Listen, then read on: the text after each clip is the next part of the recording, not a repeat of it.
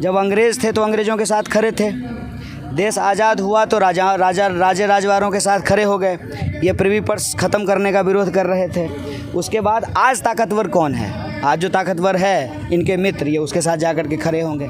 तो ये हमेशा से ताकत के साथ जाके खड़े होते हैं, लेकिन ये लोकतंत्र है। आपने देखा होगा अभी कोरोना बीता है ना, ऑक्सीजन का सिलेंडर ना हिंदू को मिल रहा था ना मुसलमान को मिल रहा था, बेड ना हिंदू को मिल रहा था ना मुसलमान को मिल रहा था। डेंगू का मच्छर जब काटता है ना तो अब्दुल को भी डेंगू ही होता है और अमर को भी जो है डेंगू ही होता है। ये भी जो है ना, इसकी भी एक सीमा है। हम ये केला का पेड़ है, इसके सामने खड़ा होकर के कहेंगे कटहल है तो कटहल हो जाएगा, थोड़ी देर के लिए हो जाएगा। आप वीडियो एडिटिंग करके जो है केला को कटहल बना देंगे, लेकिन उससे कटहल निकलेगा तो नहीं। जितने पदयात्री हैं आप उनकी हालत जा कर के देखिए। कहते हैं ना, हाथ कंगन को आरसी क्या, पढ़े लिखे को फारसी क्या, प्रत्यक्षम किम प्रमाणम, कि डर के आगे जीत है। डर के आगे जीत नहीं, संघर्ष के आगे जीत होता है। साथ देश के विपक्ष के रूप में सबसे सशक्त आवाज़, और उस दौर में जब चारों तरफ चुप्पी थी, जेएनयू से आवाज़ निकली थी, और वो आवाज़ थी कन्हैया कुमार की, जो आज फिर सड़कों पर है। क्या एक जो परसेप्शन बन गया था कि लोग डरे हुए हैं, विपक्षी डरे हुए हैं, लोग डरे हुए हैं, सब करप्ट है, सरकार के खिलाफ कोई बोल नहीं सकता है, इनकम टैक्स ईडी है, वो परसेप्शन तोड़ पाए हैं आप लोग? देखिए, हम लोग का जहाँ तक सवाल है, हम लोग तो छात्र राजनीति से निकले हैं, स्टूडेंट पॉलिटिक्स से निकले हैं, और जेएनयू तो खास करके आप जाते रहते हैं, तो आपके सभी दर्शकों का स्वागत करते हुए मैं उनको बताना चाहता हूँ कि वहाँ तो एक से एक जो है संघर्षकारी लोग पैदा होते हैं। मैं अकेला व्यक्ति नहीं हूँ, बहुत सारे लोग हैं। मुझे जीवन में ये संयोग मिला। उस दौर में, सही बात बोलने में क्या, उस दौर में चुप्पी थी, आज भी चुप्पी है। खैर अब तो बिहार से भी आवाज़ निकली है, आपकी पार्टी गठबंधन में है। सचमुच एक डर था कन्हैया, क्या आकलन है आपका? नहीं, उस समय भी बहुत लोग बोल रहे थे, मैं पूरा क्रेडिट नहीं लेना चाहता हूँ। हाँ। लोग बोल रहे हैं और ये बड़ी अच्छी बात है। और एक बात हम लोग बार बार अपने भाषणों में बोलते हैं कि एक वो आता है ना, किसी चीज़ का पीने का, कोई ठंडा कोल्ड ड्रिंक्स का प्रचार है कि डर के आगे जीत है। डर के आगे जीत नहीं, संघर्ष के आगे जीत होता है। और हम लोग संघर्ष के रास्ते पे हैं, भारत जोड़ो यात्रा के पथ पर लगातार आगे बढ़ रहे हैं। और चुप्पी के ख़िलाफ़ जो है, डर के ख़िलाफ़ जो है, अन्याय के ख़िलाफ़ जो है, एक आवाज़ हर तरफ से, हर कोनों से निकलनी शुरू हुई है। और लोगों ने ये तय कर लिया है कि आप ईडी लगाइए, सीबीआई लगाइए, आप सारी ताकत लगा दीजिए, लेकिन जनता के हक हुक को लेकर के लोग बोलेंगे, सड़कों पे उतरेंगे। और उसी कड़ी में जो है ये भारत छोड़ो यात्रा हो रही है। मैं आऊँगा, एक दो सवाल पहले जो सही है। बिहार से जो आवाज़ निकली है, नीतीश कुमार पर सबसे ज़्यादा ठप्पा था कि वो सबसे ज़्यादा डरे हुए हैं, कमज़ोर नस दबा हुआ है। अब आरजेडी, कांग्रेस और नीतीश कुमार गठबंधन में है। राहुल से मुलाकात होती है, राहुल गांधी जी से। क्या बिहार से आप भी हैं, कोई बड़ा मैसिव रोल आउट दिख रहा है आपको? देखिए, बिहार का ना इस तरह का इतिहास हमेशा से रहा है। आप किसी भी दौर में देखेंगे तो जब कोई ऐतिहासिक परिवर्तन या बदलाव होता है तो बिहार उसमें बड़ी महत्वपूर्ण भूमिका निभाता है। हम लोग भारत जोड़ो यात्रा कर रहे हैं। जब भारत छोड़ो आंदोलन भी हुआ था तो बिहार उसका एक बहुत बड़ा केंद्र था। और आप जानते हैं कि गांधी जी भी बिहार में ही जाकर के चंपारण आंदोलन किए। सिद्धार्थ भी आकर के जो है बिहार में जो है महात्मा बुद्ध हुए। और बाद में आप जेपी मूवमेंट को भी अगर आप देखते हैं तो उसका सेंटर भी बिहार रहा। गैर कांग्रेसी सरकारें भी जब देश में बननी शुरू हुई तो बिहार में जो है वो हुई। भाजपा के खिलाफ भी जो एक वातावरण तैयार हो रहा था उसका ज़मीन पे असर बार बार देखने को मिल रहा था, वो दिख रहा था। नीतीश जी समाजवादी व्यक्ति हैं, समाजवादी आंदोलन से निकल करके आए हैं। और इसीलिए मुझे हमेशा से एक उम्मीद थी, आप भी ये सवाल कई बार हमसे पूछते थे बिहार में खास करके, कि आप नीतीश जी के खिलाफ कुछ क्यों नहीं बोलते हैं। क्योंकि मुझे लगता था कि असल समस्या जो है उसके जड़ पे चोट करने की ज़रूरत है। और असल समस्या है इस देश में जातिवाद और सांप्रदायिकता। और अगर आप जातिवाद और सांप्रदायिकता से लड़ रहे हैं ना, तो आप किसी व्यक्ति को टारगेट मत कीजिए, किसी दल को टारगेट मत कीजिए। उस सोच को जो है ना समझना ज़रूरी है। और उसमें हमेशा आपको एक जो है ना एलाइज की ज़रूरत होगी, एक सहयोगी की ज़रूरत होगी। आपको हर जाति समूह में जो है ऐसे व्यक्ति, इस तरह के सोच के व्यक्ति को ढूंढ करके निकालना होगा।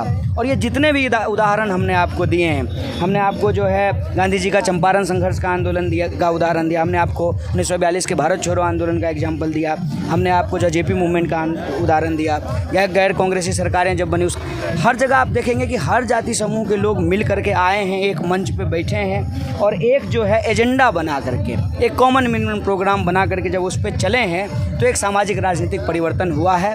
उस लिहाज से अगर आप देखें तो बिहार जो है एक बहुत क्रूशियल और की रोल जो है वो प्ले करने वाला है, ऐसा उम्मीद जो है हम लोग कर रहे हैं। लालू यादव, नीतीश कुमार और सोनिया गांधी जी की मीटिंग होने वाली है, क्या कन्हैया कुमार को बिहार देगी कांग्रेस? वहाँ आपकी भूमिका होगी? नहीं, मेरा रोल जो है सर अभी किसी राज्य स्पेसिफिक में नहीं है। जैसा कि आपने कहा कि मैं जिस तरह के पृष्ठभूमि से आया हूँ, ठीक है, इस देश के नौजवानों के सामने आज जो एक भ्रम की स्थिति पैदा की गई है पूरे देश में, मतलब कन्याकुमारी से लेकर के कश्मीर तक, अरुणाचल से लेकर के गुजरात तक, हर इलाके में जा कर के लोगों से बातचीत करना, संवाद करना। जब विवाद हो रहा है ना, तब मुझे संवाद करने की ये सच है। आज के डेट में किसी भी पार्टी में मैं SC ST OBC माइनॉरिटी में मिलता हूँ, युवा है, उसको खींचने की ताकत सिर्फ कन्हैया कुमार में, और ये जगजाहिर है। नहीं, सब अपनी अपनी भूमिका निभाएं। देखिए, राजनीतिक मोर्चा जो होता है ना, जो मोर्चेबंदी होती है, उसमें भी जो है युद्ध के कई जो है ना, कोई युद्ध की कई कलात्मक चीज़ें होती हैं। मान लीजिए कोई सरकार चलाए, कोई जो है पॉलिसी बनाए, कोई जो है उस पॉलिसी को लेकर के फीडबैक ले, और कोई जो है मास रीच आउट का काम करे। तो मैं एक काम करता हूँ, मैं जो है भाजपा की जो झूठ है, उसका जो कहिए झूठ का बड़ा गुब्बारा है, ठीक है ना, उसकी हकीकत लोगों तक उनकी भाषा में पहुंचा सकता हूं। मेरी ये उपयोगिता है, मैं उस रोल पे ही अपने आप को फोकस मीडिया काउंटर कन्हैया से ज़्यादा बेहतर नहीं करते। मीडिया इसको कह रहा है, अभी दिल्ली में हम लोग देख रहे हैं, सोशल मीडिया पर आपका बढ़िया टर्न आउट है। जो TV अखबार है वो कह रहा है कि एक टूर एंड ट्रेवल एजेंसी चल रही है, एंजॉय कर रहे हैं, राहुल गांधी देश घूमने निकले हैं, भ्रमण चल रहा है, थोड़ा सा बहुत 5 स्टार कल्चर के हैं तो थोड़ा सा ज़मीन देखना चाहते हैं, इससे कुछ। ये भ्रमण से जो है पैर में छाले पड़ते हैं ये, और ये सिर्फ एक यात्री, मेरी बात नहीं, राहुल जी के बारे में कहा जा रहा है। राहुल जी के भी पैर में छाले हैं। जितने पदयात्री हैं आप उनकी हालत जा कर के देखिए। कहते हैं ना, हाथ कंगन को आरसी क्या, पढ़े लिखे को फारसी क्या, प्रत्यक्षम किम प्रमाणम। ये कंटेनर हमारा सामने है, जा कर के देख लीजिए कि कौन सा 5 स्टार होटल है, सामने में रह रहे हैं, कैसे अंदर जाइए और देख लीजिए लोग कैसे सोए हुए हैं, फर्श पे जो है किस तरह से लेटे हुए हैं। कैसे लड़ पाएंगे? मीडिया मैनेजमेंट है, इवेंट मैनेजमेंट है, मीडिया से लड़ना है विपक्ष को, मीडिया उनके साथ है। मीडिया में वो ताकत होती है कि तिल को तार और तार को तिल बना दे। आप लोगों के पास मीडिया नहीं है, ना TV है ना अखबार है। नहीं, इतनी भी ताकत नहीं होती है, इतनी भी ताकत नहीं होती है कि शेरू को शेर बना दे। मैं ये चैलेंज करता हूँ, गुजरात मॉडल को शेर नहीं बना दिया गया, मोदी जी को 56 इंच नहीं बना दिया गया। कितना दिन तक, कितना, उसकी एक सीमा होगी ना, कितना दिन तक। मैं कहता हूँ कि झूठ अगर गांव-गांव पहुँचाया जा सकता है तो सच भी पहुँचता है। मान लीजिए झूठ ये पहुँचा दें कि अच्छे दिन आ गए हैं, तो पेट्रोल पंप जो है उस पर 100 रुपये लीटर जो है पेट्रोल बिक रहा है, यही तो भी तो सच पहुंच रहा है ना। लोगों को काम करने के बाद जो है उनको सही मजदूरी नहीं मिल रही है, ये भी ये काम कर रहे हैं ना मजदूर, ये आसाम के मजदूर हैं, ये भी तो सच पहुंच रही है। ये आसाम से हैं, कार्बी आंवलोंग डिस्ट्रिक्ट से यहाँ आ करके यहाँ केरल में मजदूरी कर रहे हैं, ये भी सच है। तो सच को जो है नहीं छुपाया जा सकता है। हम मानते हैं आपको कि मीडिया एक बहुत बड़ा टूल है, परसेप्शन मेकिंग का एक बहुत बड़ा काम करता है, हम सब मानते हैं, लेकिन झूठ की भी अपनी एक सीमा होती है। सच को एक हद तक नहीं छुपाया जा सकता है। मान लीजिए कि जो है हम ये केला का पेड़ है, इसके सामने खड़ा होकर के कहेंगे कटहल है, तो कटहल हो जाएगा, थोड़ी देर के लिए हो जाएगा। आप वीडियो एडिटिंग करके जो है केला को कटहल बना देंगे, लेकिन उससे कटहल निकलेगा तो नहीं। और आज न कल जो 8 ही साल तो हुए हैं, मैं दावे से कहता हूँ जो बेरोजगारी का हालत है ना, जो नौजवान मोदी जी को प्यार किया, मोदी जी को अपना समर्थन दिया, मोदी जी को अपना वोट दिया, वही नौजवान जो है ना आज इनके खिलाफ मुखर होकर के बोले। हिंदू मुस्लिम का क्या काट है? वो एकदम ब्रह्मास्त्र है, उसका कोई काट नहीं है इस देश में। देखिए नया TV उसमें हथियार है। देखिए हम ये मानते हैं कि ये जो है ये एक बहुत बड़ा जो है सिलेबस है बीजेपी का, हर चीज़ को ये हिंदू मुसलमान कर देती है, लेकिन हिंदू मुसलमान की सीमा भी एक जगह ख़त्म होती है। आपने देखा होगा अभी कोरोना बीता है ना, ऑक्सीजन का सिलेंडर ना हिंदू को मिल रहा था ना मुसलमान को मिल रहा था, बेड ना हिंदू को मिल रहा था ना मुसलमान को मिल रहा था। डेंगू का मच्छर जब काटता है ना तो अब्दुल को भी डेंगू ही होता है और अमर को भी जो है डेंगू ही होता है। ये भी जो है ना इसकी भी एक सीमा है। कन्हैया कास्ट इक्वेशन पर भी वो शानदार बैटिंग कर रहे हैं। कहाँ एससी खड़ा करना है, ट्राइबल राष्ट्रपति देना है, बिहार में 2 पिछड़े डिप्टी सीएम देना है, तो वो तमाम पॉलिसीज नब्ज जानते हैं। मोदी जी सड़कों पर घूमे हैं, लोग कह रहे हैं कि वो नब्ज जानते हैं। उस तरह के काट आपके पास है, लेकिन क्या कांग्रेस पार्टी के जो टॉप लीडरशिप है उनको कास्ट इक्वेशन कॉम्बिनेशन पता है? आपको लगता है, क्योंकि आप उस पर डिस्कस भी करते रहते हैं। देखिए, मैं बार बार ये कहता हूँ ना कि आप जो है एक कहावत सुने होंगे कि आप जो है सूअर से लड़ने जाइएगा कीचड़ में तो उसको मज़ा आएगा और आप गंदा होइएगा। वो बार बार जो है आपको नकारात्मक राजनीति में फंसाएंगे।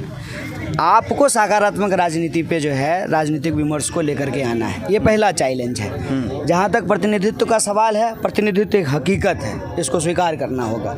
ये कोई इसके डिनायल में रहने की ज़रूरत नहीं है। महिला का प्रतिशत अगर 50 है तो वो प्रतिनिधित्व सुनिश्चित करना पड़ेगा, और जिसका जो प्रतिनिधित्व है वो सुनिश्चित करना पड़ेगा।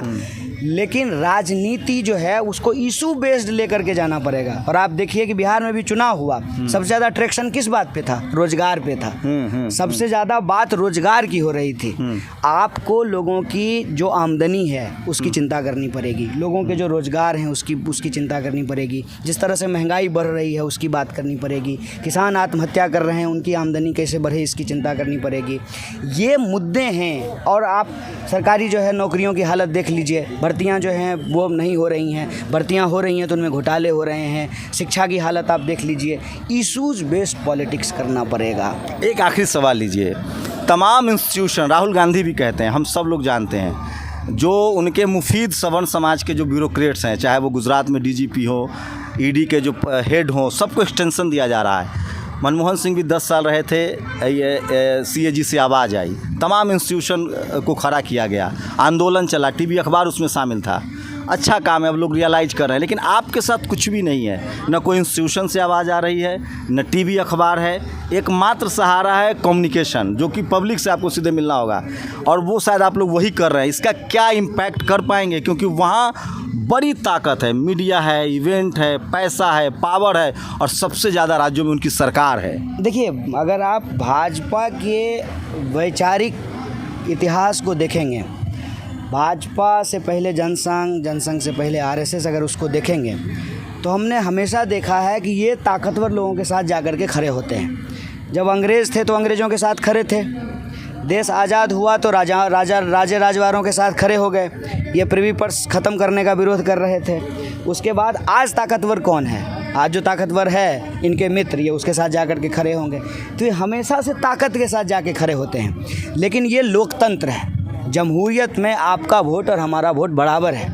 तो जिन जो लोग महंगाई से परेशान हो रहे हैं, उसमें भाजपा का भी वोटर है, उसमें कांग्रेस का भी वोटर है। अगर आप इशू बेस्ड पॉलिटिक्स करेंगे और जनता के अंदर ये विश्वास पैदा करेंगे कि आप ईमानदारी से लड़ रहे हैं, तो वो वोटर इकट्ठा हो करके इनको जो ताकतवर लोगों के साथ खड़ा होने का जो इनका इतिहास है, और ताकतवर लोगों के ताकत से जो अपने आप को ताकतवर समझते हैं, इनको जनता जो है ज़मीन पर लेकर के आ जाएगी। और वो हारेंगे, वो हार जाएंगे, ये इतिहास के प्रोसेस में, ये आने वाले भविष्य में तय बात है।